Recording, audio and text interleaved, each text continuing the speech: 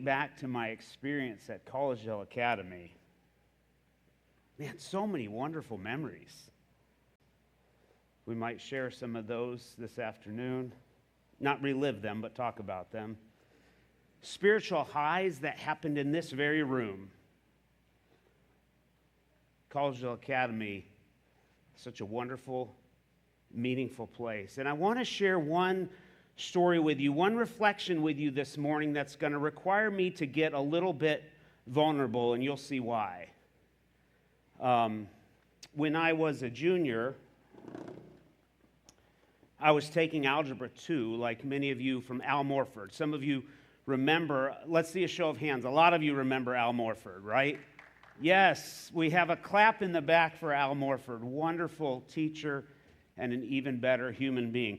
This is not my Algebra 2 textbook, but I do think it looked very similar to this. I picked this up recently on Amazon, not to redo Algebra 2, but just to use as an illustration. This book belonged to Emily Rafferty, and it looks like she spent about as little time in it as I did. So I was a very involved student here at Collegeville Academy. I loved my extracurriculars, and if there was an extracurricular to get involved in, I signed up for it. I did not sign up for it. Well, I had to sign up for Algebra 2, but I spent more time on my extracurriculars than I did studying. Anyhow, we had an Algebra 2 test, and I was so busy with all the other things on my calendar that I hadn't adequately prepared for the test. And I was a decent student, not a great student, not a bad student, but pretty middle of the road. Anyhow, I was sitting for this test, and I was working my way through the problems, and I didn't know anything. It was awful. So multiple choice questions. I was trying to eliminate one or two of them so then I could guess and increase my chances of at least hopefully getting something right. And then eventually I got to the problems where you have to, solve the problems and show your work. It was a disaster. I was writing down numbers left and right. I don't know. I think I wrote down like my last 9-hole score at Windstone. I definitely got that one wrong, but I shot a pretty good score. And then I think I wrote down the second half of the Buffalo Bills season from the year before. I don't know. It was not good. I finished my test and was about to turn it in, and I looked around the room and I realized everybody else was still working on their test. When you don't want to be the first one to turn in your test unless you're the smartest kid in the class. Everybody knew that was not me, so I sat at my desk and killed time, pretended working on my problems. Anyhow, right before I turned in my test, I decided to write a note on the last page, a note to Mr. Morford. I wrote, "Dear Mr. Morford, I'm sorry that I did poorly on your test. You did a great job teaching the information. I was just too busy with all of my other extracurricular responsibilities to spend enough time studying." Signed my name, and I turned in my test. Why did I write that note to Mr. Morford? A couple reasons. Number one, I knew that Mr. Morford cared about me as a person, and I knew that Mr. Morford was going to be disappointed that I had done poorly on his test. Secondly, I hoped that Mr. Morford would recognize the maturity of that note, and perhaps, if given the opportunity, maybe grade on the curve a little bit or bump my grade up just slightly. Well, 2 days later, back in Algebra 2, Mr. Morford stood at the front of the classroom. And if you had Mr. Morford, and many of you did, you'll remember that he always folded the tests in half like this. See Jackie nodding with a big smile on her face. Yes, he folded the tests like this, so when he handed them back, your classmates wouldn't know what you got. I was very grateful that he folded my test that day. So I walked up to the classroom when he called my name. I got my test. I went back to my seat, and I didn't look. I couldn't look. I didn't want to know how badly I had done. I put my test right in my backpack. When he had finished passing out the test, Mr. Morford said, "Okay, we're going to spend the next few minutes going over the test. If anybody has any questions, now would be the time to ask." And he was looking right at me. Well, I didn't ask anything. I thought, okay, I'm going to at least look at my test. I opened it up to reveal a big red F, and it didn't stand for fantastic or fabulous. It stood for failure. And obviously, math isn't my strong suit. Otherwise, I wouldn't even have this story to share. But I am smart enough to know, Mr. Crawford, that there's no rounding up a 36%. Like, there's no curve big enough to fix a 36%. It was awful. I was so mad at myself. I was so frustrated. Garrett, how could you let yourself do so poorly on this Algebra 2 test? And so I began to look through page after page. Oh, there was so much red. And then I got to the word problem, or not the word problems, the problems where I'd written down my golf score and the Buffalo Bills score. And I noticed that Mr. Morford had taken the time to write out and solve each problem that I missed. And there were a lot of them. And it wasn't lost on me. I thought, man, he really cares. And then I got to that last page, that note that I had written, and I forgot I had written that note. You know, when you're a teenager, you just do things without even thinking about it. And under my note was a new note written in red that said, Dear Garrett, life is a series of choices governed by priorities. Sincerely, Al Morford. Life is a series of choices governed by priorities.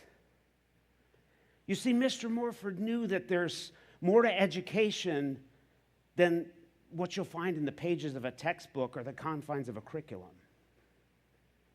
Mr. Morford knew that there was more to life than Algebra 2, and what Mr. Morford realized is there was a young man in his class who was reaching for something.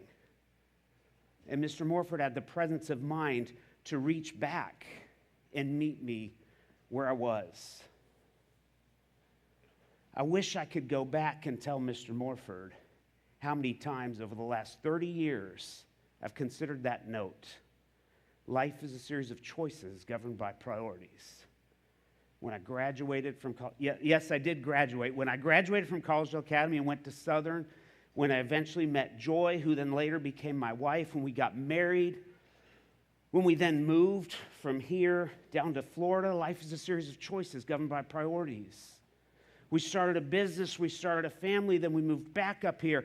Every decision we made, every major decision we made, reflecting on that note from my high school Algebra 2 teacher. Life is a series of choices governed by priorities. You see, when you know that your teacher cares, it takes education to a whole nother level. Now, I mentioned moving to Florida and then moving back. For 10 years, Joy and I had a business downtown, a photography business, and we traveled across the country and around the world photographing weddings and doing portraits. Some of you in this room I have photographed. Thank you for that. It's been such a privilege. And I think back on so many people that I was able to photograph, and there's one experience in particular that I'd like to share. I walked into this house through the front door, and little Brady, his mother had let me in, and his father was on his way home from the hospital. He worked as a physician. And out of the corner of not the corner of my eye, I just hear this ruckus of noise coming to the right. And I turn and look, and little Brady's running down the hallway as fast as he can, waving a piece of paper. And Brady, he gets right up to me, or as he gets to me, he puts both hands behind his back, and he like screeches to a halt. He's right in my space. Little 4 or 5-year-old Brady. And his mom goes, Brady, why don't you give Mr. Garrett the drawing that you made? And Brady reaches up with both hands as high as he can, standing on his tiptoes. He reaches up, and he hands me his masterpiece. He's smiling from ear to ear. And I, thank you, Brady. Thank you so much. This is beautiful. And I looked at it. I had no idea what it was. It looked like maybe a dog or a bear. I wasn't sure what he had drawn, but he was so proud of it.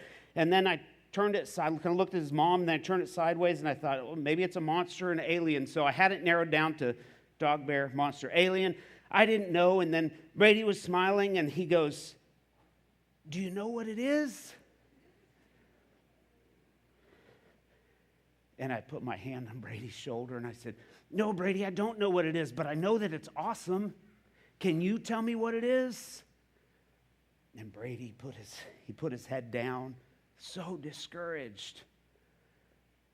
I'm looking at the drawing. I haven't got a clue. And I certainly didn't want to guess the wrong thing. I said, "Brady, can you tell me what it is?" With his head down, he turns and looks at the drawing, and he looks at me. He goes, "It's a bacteria. It's a bacteria." Wait, what? I could have guessed 100 times, and I never would have guessed that Brady had drawn me a bacteria. I've never seen a picture of a bacteria. I don't know what a bacteria looks like. Joy and I have 3 children, and I'm confident that they have given us bacteria over the years, but nobody had ever drawn me a bacteria before. And Brady, I think, sensing my confusion, because I was looking at his mom, I was looking at him, this kid was something else. He reaches over and touches my arm, and he goes, "It's okay, Mr. Garrett. This is a good bacteria." Wait, what? I didn't even know there were good bacteria. We've already established math and science are not my thing. There are good bacteria, if you didn't know. We're all familiar with bad bacteria, right? It promotes sickness and disease. Good bacteria promotes immunity and longevity. "It's okay, Mr. Garrett. This is a good bacteria." And then he said, "Do you want to know why?" Okay, he's like 4 or 5 years old. "Do you want to know why?" "Yes, Brady, tell me why." First of all, who is this kid? This is about 15 years ago. He's probably done with medical school and in line to be the next Surgeon General. But do you want to know why it's a good bacteria? I was just like soaking up every bit of wisdom that dripped from this little 5-year-old boy's mouth. "Yes, Brady, tell me why it's a good bacteria." And Brady pointed to the center of the page, and he goes, "Because this one has a smile." Because this one has a smile. I love that story of Brady because it so beautifully illustrates the innocence of childhood, and somehow most of us lose that as we go through life. But when I think back on the story of Brady and his bacteria, his good bacteria, I will always remember when he came to a screeching halt right up next to me and reached as high as he could, standing on his tiptoes, to hand me his masterpiece. What is it about the reach? The act of reaching. A newborn baby reaching for its mother. A toddler reaching for their father's hand as they walk together down the sidewalk. A boy reaching for a girl. Lovers reaching for each other across the sheets. There's something so pure and beautiful about the act of reaching. And I ask you today, what are you reaching for in your life? So many times we reach out tentatively. And in this world of curated outcomes and social media perfection, it's like we want what we're reaching for, but we're worried what others might think if we don't actually get whatever it is that we're reaching for. So it's best not to reach too hard and not to reach too far. There's a saying that I think you're all familiar with. The risk is worth the reward. You've all heard that before, right? I was recently thinking about that saying, and something about it struck me as odd. Like, why isn't the saying reversed? As someone who writes for a living, I've taken issue with the English language countless times, and don't worry, we're not going to hold court today. But I started to think about it. The risk is worth the reward. The saying should be, the reward is worth the risk. Think about it. Because the reward is what you're trying to get, and the risk is what you're risking to get the reward. So I've got a friend at work. He's really wordy. He has more initials behind his name than I do. And so I called him and I said, "Hey, you know the saying, the risk is the reward? Risk is worth the reward? Why isn't it the reward is worth the risk?" And he said, "I've never thought about that before." He said, "Maybe we should talk to somebody else with even more initials behind their name." So we consulted ChatGPT. And ChatGPT said, regarding the saying, the risk is worth the reward, the risk highlights the action, the courage, the decision-making to overcome uncertainty, placing the emphasis on the personal effort or the sacrifice needed to achieve a gain. It takes courage to risk, does it not? And so that is what makes it worth the reward. Well, it also takes courage to reach. It took courage for me to reach to Mr. Morford. It took courage for Mr. Morford to reach back to me. It took courage for Brady to reach to me and hand me his masterpiece. In the Gospels, we read the story of the bleeding woman at the gate. 12 years she's been bleeding. Consequently, she was an outcast. She was considered to be unclean. Now, I'm not going to give a biology lesson here this morning. We've already established math and sciences, not for me. But I will say this. I grew up in a household full of boys, and when it came to girls, we didn't know much, like only whatever our parents told us. We could just say we were on a need-to-know basis, and we really didn't need to know. But Joy and I have 3 daughters of our own, thanks to God's infinite wisdom and sense of humor, and I love being a girl dad. But bleeding for 12 years, can you imagine? She'd seen doctor after doctor, and no one could help, but she was convinced that Jesus could help. She was convinced that the master healer could actually heal her. So she made her way to the gate where she could be hidden and no one would notice her. Her location was strategic. She didn't know exactly where Jesus was going to be, but she assumed that he would pass through the gate. And behind the gate was a safe place where she could hide, and no one would see her reach. Question: have you ever been in a situation where you wanted to speak up or you wanted to raise your hand, but you didn't quite have the courage to do it? We've all been there. We all know what I'm talking about. It's one of those, no, I'll just stay quiet. Like, why risk the attention? Maybe the risk isn't worth the reward. But she saw Jesus coming, and her heart began to race. As he approached, she thought, should I? No, wait. Yes, I have to. This is my only chance. And then suddenly, Jesus passed by. Jesus passed by without making eye contact, without acknowledging her. Jesus passed by. And in a split second of courageous action, the woman reached. After Jesus passed, she reached. It was a last ditch, last minute, last measure of hope, effort of desperation, and she reached. Now, what she didn't know was that Jairus had already beaten her to the punch. Jairus' daughter was dying, and he had reached out first. Jairus already had Jesus' attention. Are you kidding me? What are the chances? She'd been waiting for 12 years, and she got beat out. Who was Jairus? Jairus was a leader. Jairus was connected. Jairus is the kind of guy who has backstage passes to the show. He's the kind of guy who gets invited to sit at the VIP table with Jesus. Notice, if you're comparing Jairus and the bleeding woman, as far as society goes, Jairus is up here, and, well, she's down here. We don't even know her name. But guess what? Jesus doesn't need names, and Jesus never really did like sitting at the VIP table. The woman had Jesus' undivided attention. And I can just imagine Jairus kind of wrapping his arm around Jesus' shoulder like they're bros and saying, wait, Jesus, come on, remember, we're going to my house. And Jesus turns to Jairus and he says, wait, I know your situation is dire, but I'm going to take care of her first. And I can just imagine Jairus pleading with everything he has. But Jesus, it's my daughter, remember? She's sick and she's got her whole life ahead of her.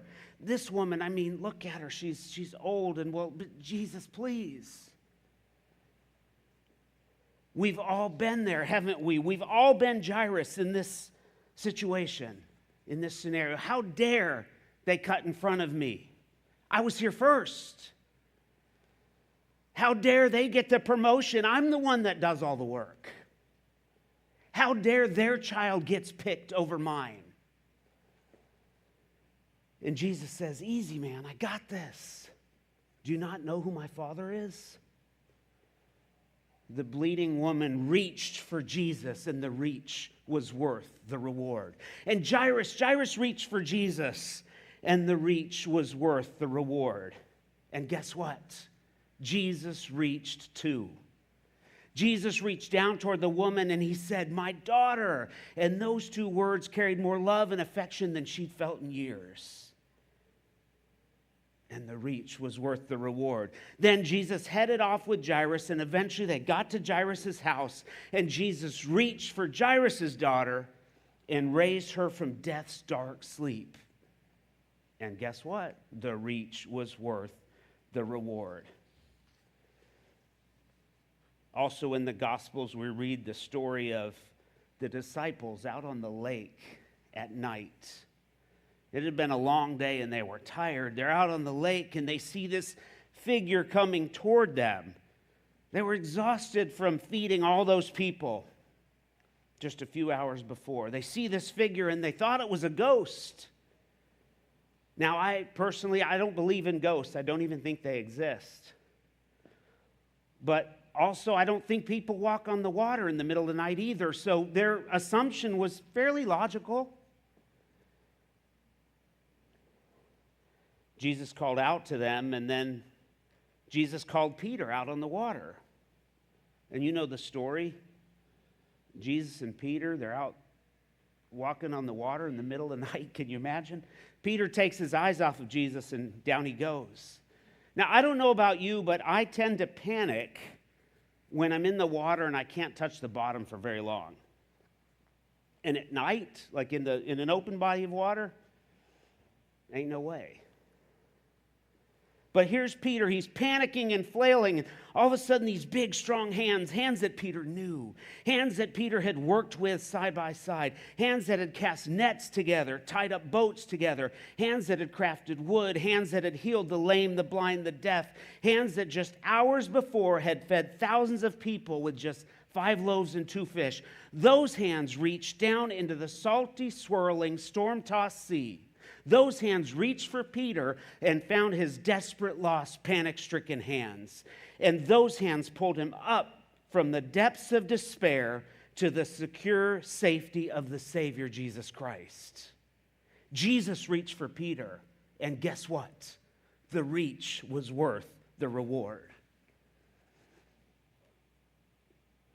In Jesus' short ministry here on earth, he shared lots of stories, parables. We know so many of the parables found in Scripture.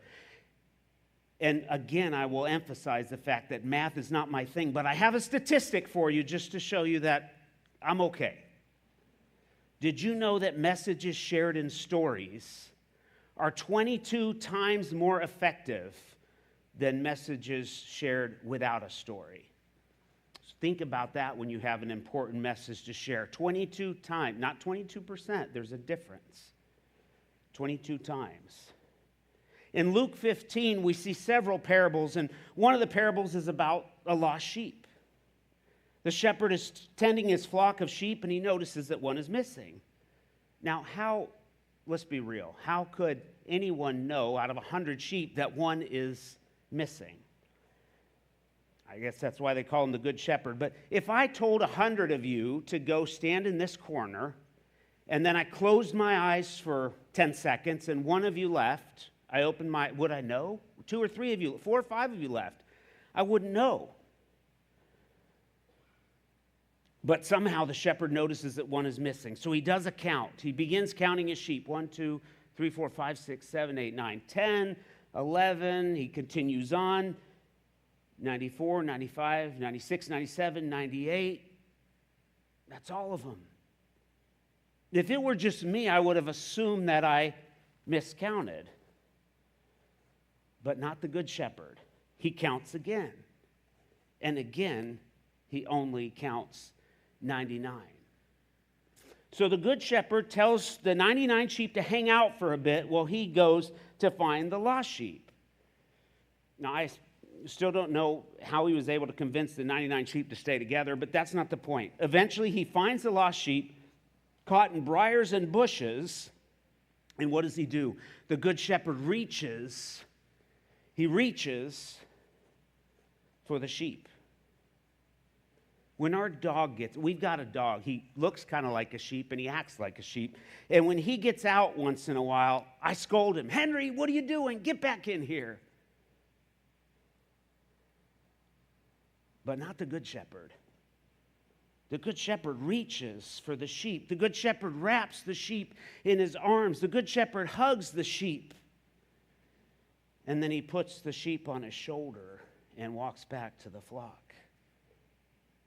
Now, I want to point something out. In contrast to the first two stories, the bleeding woman and Jairus and Peter, they were all desperately reaching for Jesus in their time of need. But in this story, Jesus was reaching for the sheep when he first began to count, when he first noticed that one was missing. Another story from Luke 15. The prodigal son. The son asks his father for his inheritance early, and then he proceeds to squander it on lavish living and frivolous pursuits. Eventually, his money dries up, and he falls on hard times. He's scraping by with odd jobs here and there until he winds up living with pigs and competing with them for food. Can you imagine? It was a cold, dark, rainy night. He was soaked, shivering, starving, and he had had all he could take. He had reached rock bottom, and he said, "I would rather be a servant for my father than continue on with this wretched existence. At least my father feeds his servants real food." So he begins the journey home, a decision that will impact his life forever. Meanwhile, every morning, his father sits quietly on his front porch, looking to the horizon. This is his way of reaching for his son.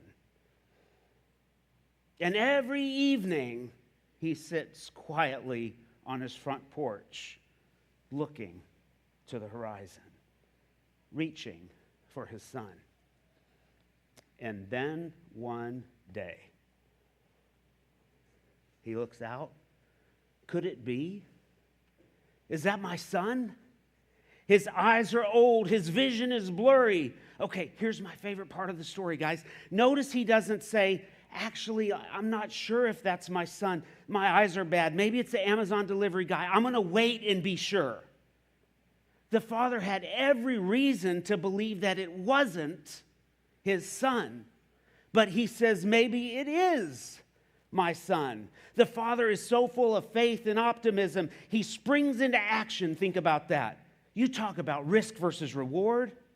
With no certainty whatsoever, with nothing more than a desperate hunch and a worn-out prayer that he's prayed fervently since the day his son left home, he takes off running. As fast as those old hobbly legs could go, he was running.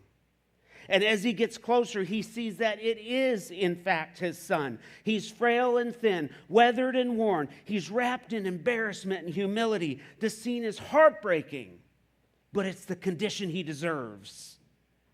And as the young man is prepared to fall at his father's feet and beg for forgiveness, his loving father reaches out and catches him before he hits the dirt. "Welcome home, my son. Welcome home. I've been waiting for you. I've been reaching for you."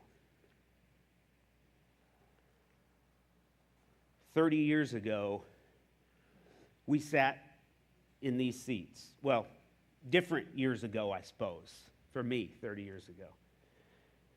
We sat in these seats. We walked these halls. We learned in these classrooms. And we may not have realized it at the time, or we may not have been able to articulate it, but we were reaching for something, every one of us. At that point in our lives, we were reaching for acceptance, for belonging, for a sense of purpose. And we were also reaching for something in the future, like a job or a career, maybe a spouse or a family. But then time passed, and here we are again, 30 years later. It's hard to believe. And it's only natural at a time like this to find ourselves reaching back, reaching for something, I don't know, like simpler times, years squandered, crushed dreams, failed relationships, unmet expectations, the reality of a world that's lost and in despair. And in Revelation 3:20, John describes Jesus, or God, speaking to his believers. A verse we're all familiar with. Behold, I stand at the door and knock. We all know that. We've heard it countless times. That's the version we're familiar with, but I love the way it's translated in the Living Bible. Here's how the Living Bible says, look, I've been standing at the door, and I'm constantly knocking. If anyone hears me calling and opens the door, I will come in and fellowship with him and he with me. What's it say? He's been standing. For how long? I don't know, but he's standing. He's not knocking and leaving.